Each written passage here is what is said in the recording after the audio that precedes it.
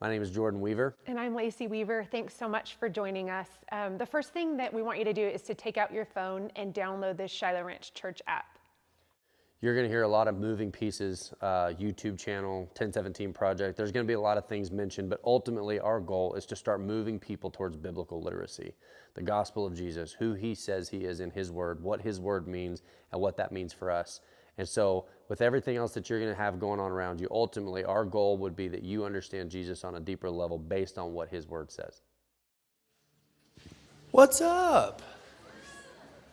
Hey, if I told you we're at the grocery store and I go, hey, there's a place you can go and you can trade sorrow and pain and shame for like this new joy, you bet, obviously, yes, sign up for it. Have we forgotten?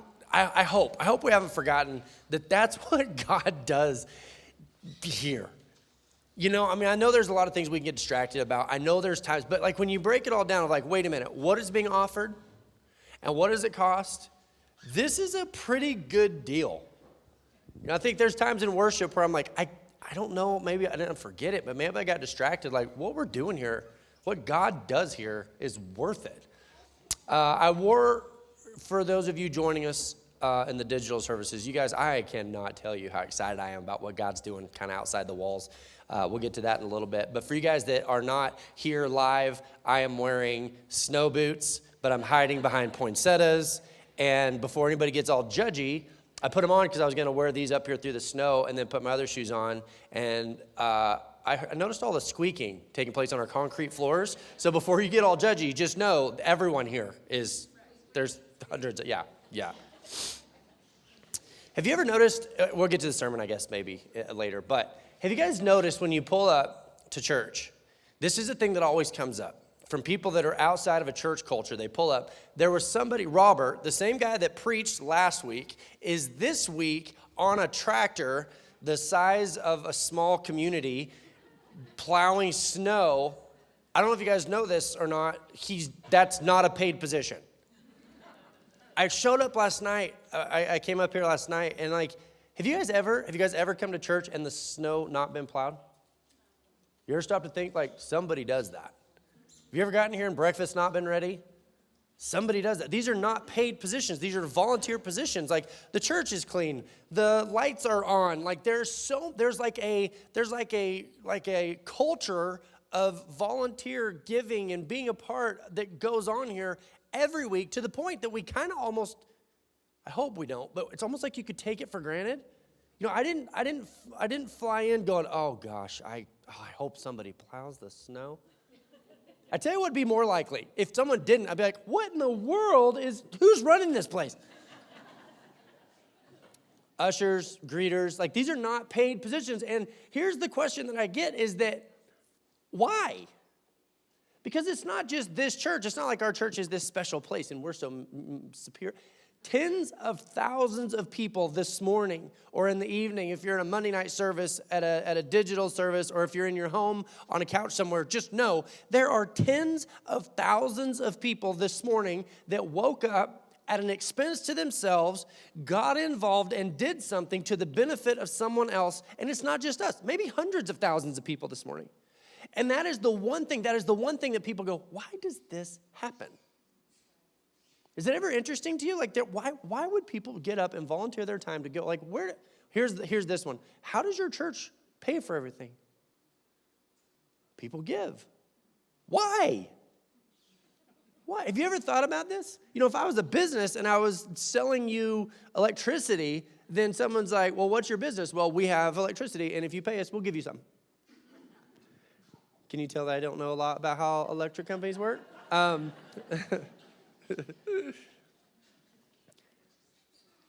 One of the things that if you're not home here, or if this is a new concept, it's just a simple path to Jesus. Like literally, that is just a simple path to Jesus. And what we find is that when people see him, it changes us. It just changes us. And so when someone goes, why do people do that? There's almost an inclination to get excited, but just wait. He's going to do it to you. I don't know why. I don't know how. I don't know how he does it. But you'll know when Jesus does that thing that he does, because you're going to be like, why am I doing it? All right. we'll get back to that. We'll wrap the sermon up with a explanation. But Exodus, one of the things, listen, we don't always tell people to bring their Bibles. And if you have your Bible on your phone or whatever, like, feel free to follow along. We're going to be in Exodus chapter 3 this morning if you want to follow along. But just know, I will read it verbatim. And if I ever am reading it and I get a word out of order while I'm reading it, Jacob will not change it to make me look smarter. He prints it the way that it's written so that everyone knows I read it wrong. We want an accurate representation of what the word says. Why? Because it's a simple passage of Jesus. Okay. Also, real quick, if you are at a digital service and you're like, what about us? Just hold on. I talk to you guys all the time. If you're at a digital service, any face that pops up on the screen, you can follow them on social media. Like, take your phone out, play on your phone during church. We don't care. It's fine. Okay. Exodus chapter 3 says, now Moses was tending the flock of Jethro, his father-in-law, the priest of Midian, and he led the flock to the far side. The priest of Midian, for the record, he was not a God-fearing person. He was a priest of a different religion, and that was Moses' father-in-law. And he led the flock to the far side of the wilderness and came to Horeb, the mountain of God. There, the angel of the Lord appeared to him in flames of fire from within the bush. Moses saw that though the bush was on fire, it did not burn up. Now, if you're thinking, yeah, I've heard this story. Hey, I've been raised in this. I've heard almost everything that the Bible, I think I've read the Bible through, I don't know how many times. This week, this story exploded with new information. So don't shut down. Stick with me. I'm going to read it to you, but then I want to make sure that we're catching what's being said. So Moses thought, I'll go over and see this strange sight, why the bush does not burn up. When the Lord saw that he had gone over to look, God called to him from within the bush, Moses, Moses. Moses said, here I am. Verse 5 says, do not come any closer, God said. Take off your sandals, for the place where you are standing is holy ground. I won't do it, but I could ask for a show of hands of how many of you guys have not heard this story, and there might be a hand or two, maybe. Everything that we just read is such a commonly known, Moses and the burning bush. What we're going to see in this is that it's a story that is connected to 7 other stories in the Bible. This story is one of 8. And if you understand the connection between them, then this story starts to make more sense. Moses, the world is about to change for Moses. Now, as we're sitting here in church in the comfort of our own homes, in the comfort of our own community and our people, maybe you're sitting with people that you don't know, but the generally nod to the shared concept is that we know what we're doing here. Moses' whole world was about to change. Now, instantly, I don't know about you, but if somebody were to go, hey, your world is about to change, what's the first thing I'm going to feel? Fear. Because you didn't say better or worse. You know, if you encounter God and God goes, hey, and he doesn't just say, hey, church. I'm careful that I don't want to ever be guilty of that, of talking to you as though you're the church. You're not the church. You make up the church, but you have names. You have families, you have histories, you have hurt, you have good, you have bad. Like, this is what God is saying. He doesn't go, hey, buddy, if I see you at the gas station and I call you buddy, this is a standing apology in advance. I'm sorry, I'm not good with names. God is brilliant with names. It's one of the first things I talk to him about when I get to heaven. I'm like, God, you don't think that, like, occupationally that would have been helpful to... We were at the Powell Butte store one time, and I almost got through this whole conversation. This is about 4 or 5 years ago, so my kids were younger, and they know better now. We're about to walk out, and Jet goes, what's his name? I think his name is You're Grounded. Here's what's weird to me, is that Moses' whole world is about to change. And if you think back 20 years ago, our world has changed. And if you're wondering how this is going to connect to Moses, just stick with me. But if you were to have someone visit, a family member come visit from 1920, okay, and they were to come by and go, hey, show me around, you'd be like, I don't even know where to start, because this is not the same world that you lived in. What's Uber? Okay, so you take your phone. Okay, it's an app. Are you guys going to the dance? No, we've got dating apps now. I'm not a proponent. That's not what I'm saying. I'm just saying, like, think of the world, like the world has dramatically changed just in the last 20 years. Think of the cell phone you had 20 years. The world, we are living in a world that is changing. Do you guys know what Postmates is? Yeah, I don't want to go out. I'll just push a couple buttons, and what I want to eat gets brought to me. And you could just like stick out the window, like, don't talk to me, just put the food on the stick. I mean, but here's the thing, that as we live in this world that is changing, that is dramatically changing, we are still inescapably people.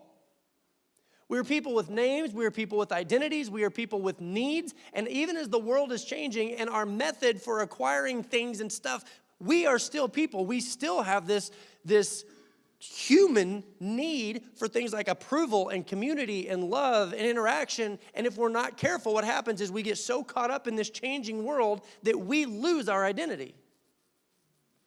Now, we still need to be human, and the natural response is, okay, bear with me because I'm going to try to explain this in a way that makes sense.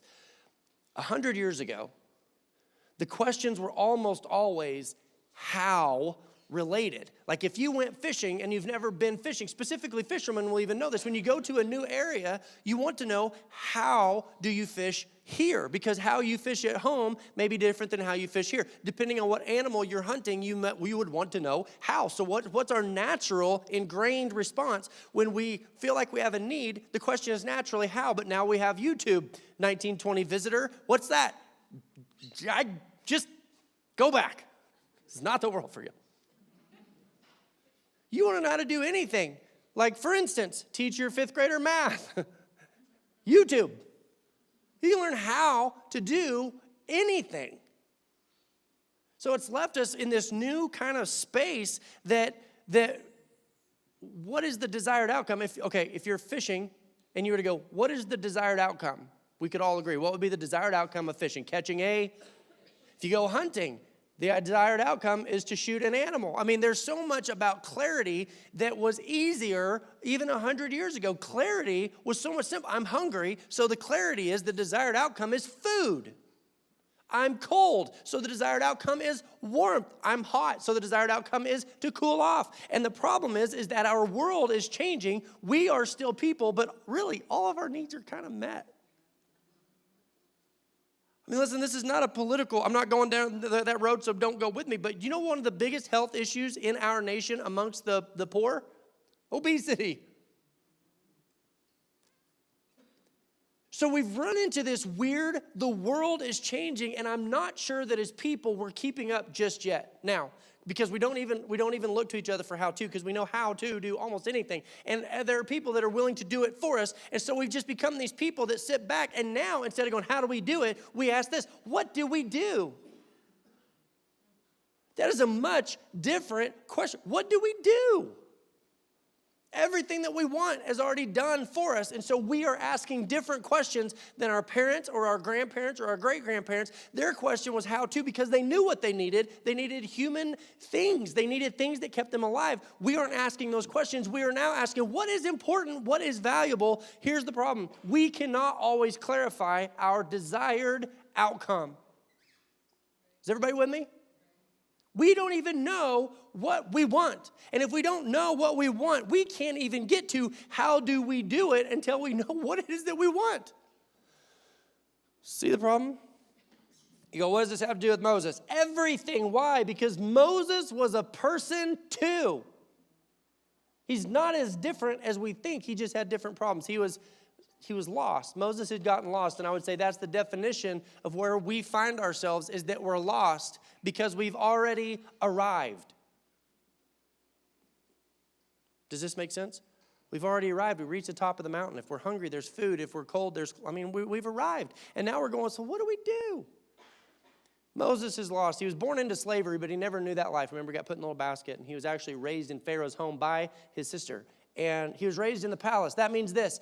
If we were to put Moses in 2019, he was loaded. He was on like Rich Kids of Egypt, the reality show. He had millions of followers. He was well thought of. He had it all. He had arrived. He had no need of anything. He won. The game was over, and he won. And he had servants, and he had power. And I'm going to knock over this poinsettia. Can I give you something to think about? That when you have, oh, she's seen me do it. She knew I wasn't joking. Thank you. For you guys not here, we're rearranging for Jesus. Let me give you something to think about. Think about this. Pause in your brain. Go from like involuntary motor function, like conscious, be here with me for just a moment. Think about this. If you have everything, which I think we would agree, as a general rule, we pretty much have everything. And if you're thinking of all things you don't have, what you're doing right now is you're comparing to somebody else that has something you want, but that's not what I'm talking about. When you have everything, you have nothing. Someone who has everything has nothing. There's this philosophical argument that someone who has everything has the same as having nothing. Because if you ever tried to go shopping for someone who already has everything, how are you going to meaningfully give into their lives? Do you see what I mean? From a material standpoint, when you have everything, you have nothing. And so what we feel is the same feeling as people who have nothing. Go home and chew on that. We don't have to solve that today. But if that's true, that means Moses was raised with nothing. He had no problems. He had no tension. You know the worst thing for your body? Doing nothing. You know the goals that we have in our lives, if we're not careful, we get to looking around and our goal is that someday we'll get to a place where we can do nothing. Do you know that retirement is not discussed in the Bible? I'm not saying it's a sin. If you're retired and you're like, oh, no, you're good. I'm just saying like it's not a concept because no tension is not positive for us. There's got to be a tension. There's got to be a stress. There's got to be a lack. There's got to be something that makes us feel our humanity. Listen to this in Exodus chapter 2. Let's see what happens. Let's go back. We're going to go back to when Moses was still in Egypt. In the course of time, Moses grew up. Then he went to see his own people and watched them suffering under forced labor. He saw a Hebrew, one of his own people, being beaten by an Egyptian. Now remember, Moses had everything, so Moses had nothing. He looked all around, and when he didn't see anyone, he beat the Egyptian to death and hid the body in the sand. I don't think this is news, but if you didn't know, Moses was what we in the legal profession would call a murderer. When you see someone, and I'm not being critical, but when you see someone who has lived life with no purpose, no value, nothing that really drives them, no passion, just kind of blob living, Moses overreacted the first time he ever encountered purpose. Now we know that this was not the right way to handle it, but it's a tip-off to like, hey, mate, wait a minute. He overreacted to something.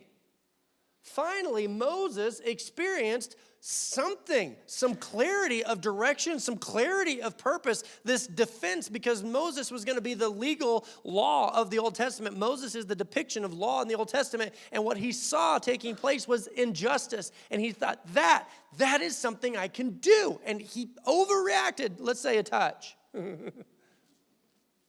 He's overwhelmed in an instant.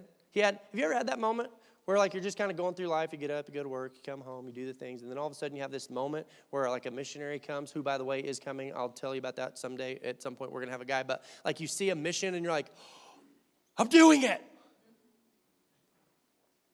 Exodus chapter 2, verse 15, when Pharaoh heard what Moses had done, he tried to have him killed, but Moses fled from Pharaoh and settled in the land of Midian. Now, there's this assumption that Moses was kind of like Simba when he got kicked out of the kingdom in The Lion King. He goes, oh, I can't believe what I did. I'm so terrible. I'm so awful. Oh, I'm so sad.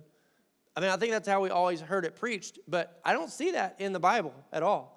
What I see is that there is a possibility, dare I say probability, but at least a possibility that Moses is running from Egypt, clicking his heels like, I am free.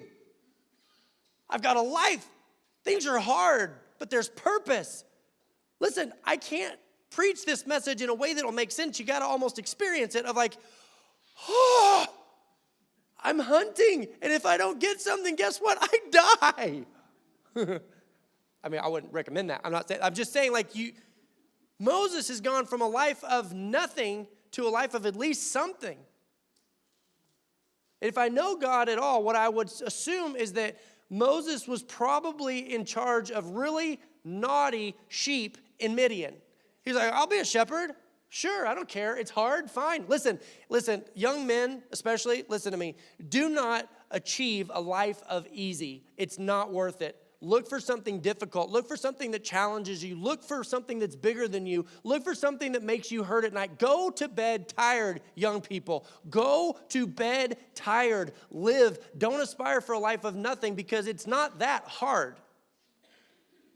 Don't be mad at your boss for making you work overtime. Don't be mad when life comes up and you get your truck stuck on the side of the road and you got to dig it out of the snow. You are alive. Be alive. Be tired. Live. And if I know God, what I know is that he put Moses in charge of a lot of really naughty sheep. Why do I know that? Because all sheep are kind of naughty anyway. But what God was doing is he's preparing Moses for a life of something, anything other than the palace. Listen, I know that we would love to think that we would love to win the lottery. You would have everything and you'd have nothing. So verse 4, let's go back. When the Lord saw that he had gone over to look, God called to him from within the bush, Moses, Moses. And Moses said, here I am. He said, do not come any closer. Take off your sandals, for the place where you are standing is holy ground. Listen, God spoke to Moses 3,500 years ago in a way that we can understand even today. It's the timelessness of who God is. You know what's crazy to think about? If God does not deal within time, it's like God is speaking to Moses right now in this story, even though we're reading it now. And I know that's a mind bender. Let's not go too crazy. But the point is, we hear it as like, oh, that was a long time ago. That was ancient. Not for God. God is speaking to Moses in the same way that he speaks to you today. He's the same God because he doesn't deal within time. What do you think? Let me ask something. What do you think in Midian the word on the street was? That I know he was an Israelite. I know that. So he wasn't like European white. I know that. But the Midianites were an African American tribe. So he at very least didn't quite fit the demographic. And so what do you suppose the word on the street was about Moses? When people discussed Moses, they're like, you can hear it. We're the same way. Old men in the coffee shop. Hey, what I heard was, this Moses, I don't know. Comes in here, he's marrying our daughters, he's a shepherd. Have you guys noticed he's not very good with sheep? I don't think this is his background. I know what wannabe cowboys look like. I don't know what wannabe shepherds look like, but that was Moses. I can imagine that Moses spent a lot of years going, oh, yeah, that's what I was thinking too. That's what I was going to do. Yep, sounds good. Like that was Moses' life. He doesn't quite fit in. He's not a very good shepherd. For some reason, it's like supernaturally he gets stuck with all the bad sheep because God is like building something for later, Here's what they know about him is that we don't know a lot, but we know the word on the street is that Moses cannot ever go back to Egypt. We do know that. There's a lot we don't know about him, but do not bring up Egypt because for some reason we don't know what went on there. Maybe he is an Egyptian. Oh, that makes sense. You know how those Egyptians are. We're people. We never change. Those Egyptians, oof, you know how they are. Yeah. Oh, that makes sense. Can't go back. What was Moses' clear, desired outcome? Because remember, that's what we're trying to establish. We've already figured out the how-to to almost everything. Because wisdom, here's the thing about wisdom. Wisdom cannot explain to you, the world cannot explain to you how-to. That's what wisdom is. Wisdom is when there's not a clearly defined answer. Wisdom is what goes beyond and starts to talk about what is. See, this is what wisdom, when we pray for wisdom, we're not praying for YouTube information. When you pray, you're not asking, God, I just want an answer. Is it this or is it this? When we're praying, we're going, God, give me wisdom to know if this is even important. What is my desired outcome? So as Moses is tending sheep in Midian, and somebody go, hey, where do you see all this going? Moses is like, I try to not ask those questions because I don't know what's important. The sheep seem important. I've been told that they really matter to our people, so what's my desired outcome? Sheep. I guess. If you want to just really drive yourself crazy, go home and go, what is my desired outcome? What is it that I want out of life? We're a lost, we are a very lost people right now because we're miserable when we don't know what we want. Moses had to have been suffering from, now he's been out here long enough, he's like, I'm free. And you know, that comes with a shelf life too. I'm bored. What's your desired outcome? I don't know, kids. Okay, you got kids. More kids? You ever feel like this? Has anybody in this room, don't raise your hand, has anybody in this room ever arrived at more than you thought you would ever arrive at, and now you're kind of like, I guess more? Isn't that what we're taught? I mean, we're taught, like with American Dream, what's the American Dream? More. It's not about what you want. It's about just having more. And it makes about as much sense as, okay. When God says Moses, Moses, though, there's a significance to that we could miss in Scripture, is that God didn't go, psst. He wasn't just trying to get his attention. Like, the thought is that God was just trying to get a hold, hey, Moses! Moses! Like, I think that's how we read it. But the Bible says that specifically and directly, God says, Moses, Moses. Let me tell you something. God does not repeat himself very often. So when he does, if you study the word, what you'll find is that when God repeats himself, tune in. We were open one time and a guy had a black eye, and they go, what happened to him? And they said, he was broadcasting when he's supposed to be tuning in. When God repeats himself, turn it off, turn off your volume and go, what? What? Why did you say Moses, Moses, not just Moses? There's a study of numerology, and I'm not going to go into great detail, but when you study the numbers of the Bible, it is so fascinating to see the grid and the dimensions that the Bible is written in. Every number mattered. And it's not a worship of the numbers. It's just like God kind of giving us a little wink, like, I've been planning this for a while. The number 8, let me tell you about the number 8. Number 8 was always correlated to resurrection, regeneration, new life, a new start, new. Proof of that. That when people were getting off the ark, do you know who the 8th person was? Noah. You go, well, that doesn't matter. No, it doesn't, but it's there. After the crucifixion, do you know how many times Jesus appeared to people? 8 times. So when you see the number 8, it's like God's always kind of giving you like a ledger. He's like, when you see this number, look to this word and see if this word makes this make more sense. Make sense? Do you know how many times God said someone's name twice? 8 times. 8 times through the word. You go looking through it, and each one of them, when God says your name, not, hey, church, when he goes, hey, Bill, you're like, my name is Bill. Hey, Sharon, I'm Sharon. God's going, hey, clear the room. I just want to speak to you. I'm not talking to your group. I'm not talking to your tribe. I'm not talking about general. I'm specifically speaking to you at an intimate level. I want you to know that I know who you are. I know you. I'm not talking to your group or to your clan. I'm not talking to your sin. I'm not talking to your mistakes. I'm not talking to your accomplishments. I'm not talking to all the things that you use to sort of manage your life. Or what if I made this mistake? What if I'd have done it different? Oh, if I could just do it over again. And God's going, I'm not talking to all that. I'm talking to you, Moses, you. And Moses, at that point, if God would have gone, Moses, he would not have gone. God had established that. Regeneration, he says, I'm going to speak to you at a personal level. What is the clear, Moses, what is the clear desired outcome? And Moses is like, I don't know. It's more general.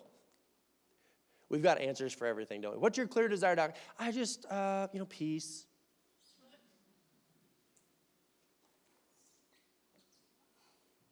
I think we're dying for lack of clarity, if you want to know the honest truth. We don't know what the game is, and because we don't know what the game is, we don't know if we're winning or not. we just kind of look around and we compare and we go, well, am I doing better than people next to us? And then we're beating them, but then we're kind of like, like they say lonely at the top. Like, it doesn't really serve you well in a community to do way better than everyone else. Kind of is like, you get kind of like pushed out. So you're like, I won the wrong game. God knows this, that we're still in a world that's changing and we're still trying to learn the game. What is important? What matters? What game are we playing? And we tend to forget what's important. We tend to fall out of alignment. There's an old man at home, and he used to say that guy's goofier than a runaway bicycle.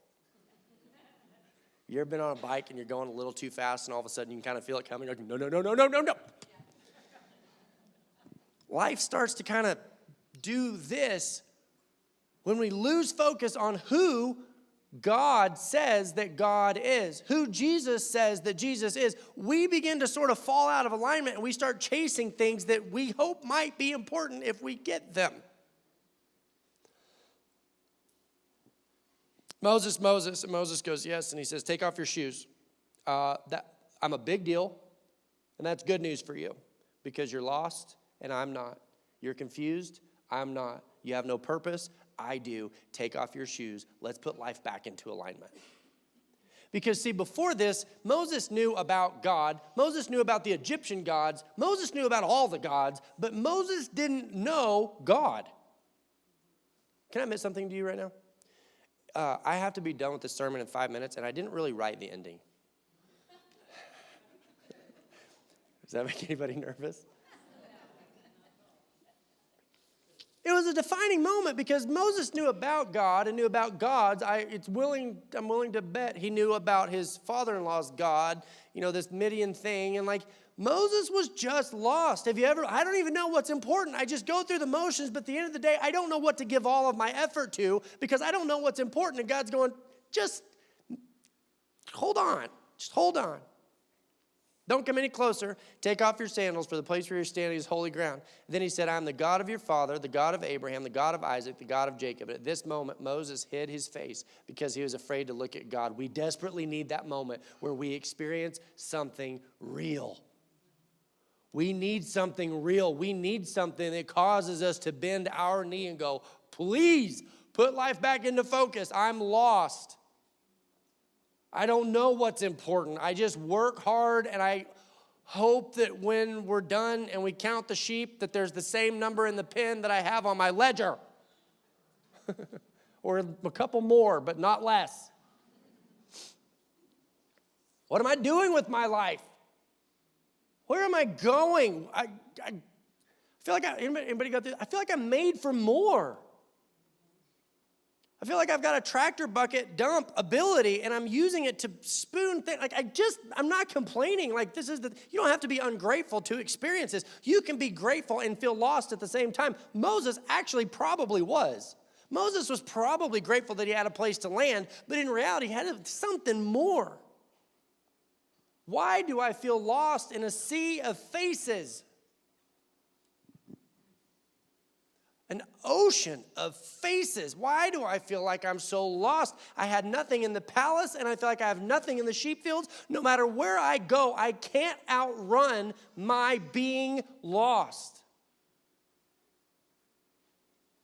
Can you imagine the feeling? It would feel like you're on an island, and you've been there your whole life, and all of a sudden you hear this air horn of a ship, and you're like, I'll do whatever you say. I'll do whatever you say. I've done it my way long enough. I can't.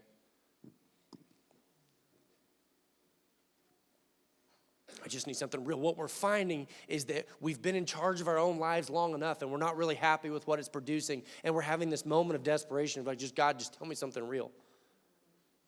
Just show me something real. How do I do it? And God goes, it's not a how, it's a who. I don't think God is trying to call us out of the life that we're living. I think God is trying to call us to himself so that everything else in life makes sense. You want to know why people show up and do things voluntarily? And if I'm not here, the church is still working because we're out reaching people that are maybe harder to reach. And like, our church doesn't make sense to church people. So if you're a church person, I don't understand how we're doing this. Join the crowd. Do you want to know why? Because when God encounters you, you go, oh, it's real. I just want something real. And God goes, then you've got to get out of your own little silo.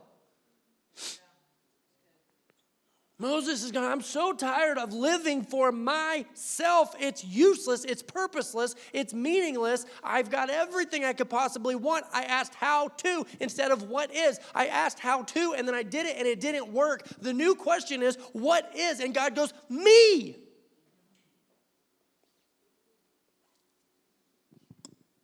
He said, okay, who do I tell him that you are? I need a who. And we go, who? And God goes, I am. Tell them that I am. And when I get a hold of you, I'm going to turn you around in such a way that you are no longer concerned with self, me. God goes, that is a useless endeavor. It leaves you asking how to. I'm asking what is. And the answer is God is. God says, I am. And he takes Moses and he says, I'm going to pour your life out on behalf of someone else. And now listen, if you haven't gone through the desperation of pursuing self and realizing there's nothing to it, then you go, God's going to pour you out on behalf of people who don't know me. You go, ugh. Can I try it my way first? And God goes, yeah, sure. See, I don't know that I understood that part of God's nature. I thought God, yeah, you're selfish. You're selfish. I mean, like, we're all kind of selfish. Can I try it my way? And God's like, yeah. I want to say that maybe it's even possible that God takes a certain level of joy out of those moments where, can I just do it my way? Can I just do what I want for a while? You love me, right? Yeah. Can I just do it my way? Sure. Because he knows when you come back, the leash is off. You know, God's not like holding you back from all this sin that's going to make you happy. He's like, here. And then he waits. Maybe this morning you'd say, like, you would identify with this, like God's just been waiting on you. Maybe it's money. Maybe it's power. Maybe it's influence. Maybe it's people. And God's like, maybe. Mm-hmm. And I used to think that in these moments, God used to look at me and go, I have kids now, and I think that God's like, oh. Are you having fun? Is it cold? I'm a sheep herder in Midian. Ha! Mm-hmm.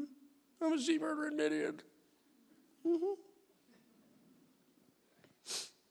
God goes, I'm not calling you to anything. I'm calling you to myself. There's 1,000 ways to wrap this up. You start looking at the other 8 stories of God saying people's names twice. I'm not going to preach forever. I mean, like in general, you guys know that. I mean, today specifically, I'm not going to preach. Someday this will all be over. I don't think I have to over teach this one, because if you're desperately tired of what is important, according to the word, Jesus is saying, I am. But only if I get to run the show. I'm really not that helpful if I just get, if you know about Jesus, Jesus is like, that's better than not, I guess. But that moment where he says, no, I'm not talking to your family. I'm not talking to your parents, because you want to know the honest truth? Your parents don't really know you as well as God does. So he can't run approval through your parents, because sometimes your parents think you're younger than you are, or sometimes they think you're older than you are. Sometimes they think you make more money than you do. Sometimes you make far less. God goes, I'm not running this through anybody else. He's saying, hey, everybody clear the room. I got to talk to, fill in the blank. Whatever your name, I got to talk to you specifically. And when you know God on a personal level, that is the desired outcome. The desired outcome is that you can go to bed tonight going, God knows where I am.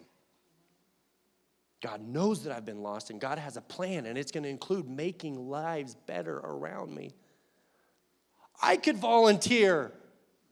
We're not going to let you run the tractor. Don't ask. But there are things I want to give. I want to believe that what we're doing here is making a difference. I want to. Don't give because you think it'll make God love you. We give because we know God loves us. God knows that we are. God spoke our name. God speaks our name to us.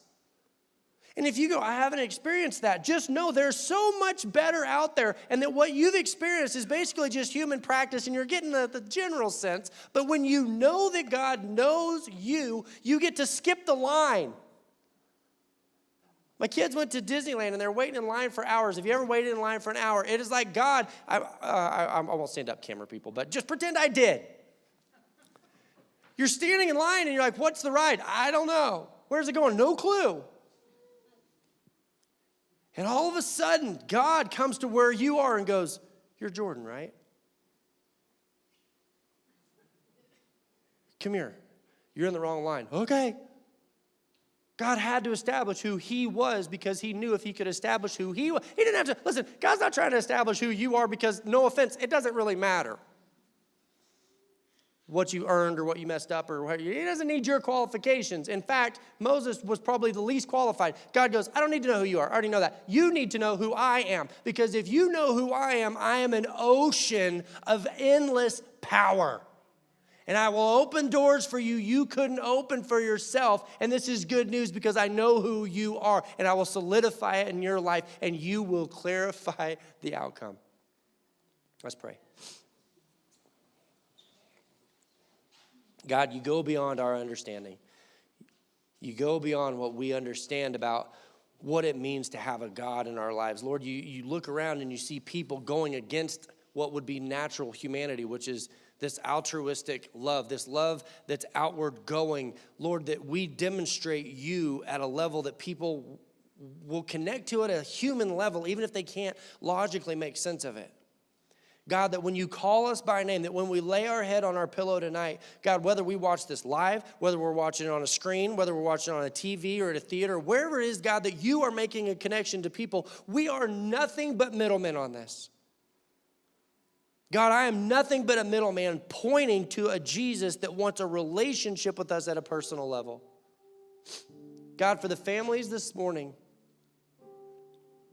that are coming out of the wreckage of Thanksgiving, that are picking up pieces, God, we need to know that you see us. Because God, if you, this God that speaks the universe into existence, this God that speaks words and things happen and empower, God, that empower, you speak our name, that you will open doors we can't open for ourselves and life regains purpose. God, let us graduate out of the how-to portion of our life and start asking what is. Because God, like you told Moses, I am. God, your answer is I am. The desired outcome is a personal, life-changing experience. Pray in Jesus' name, amen.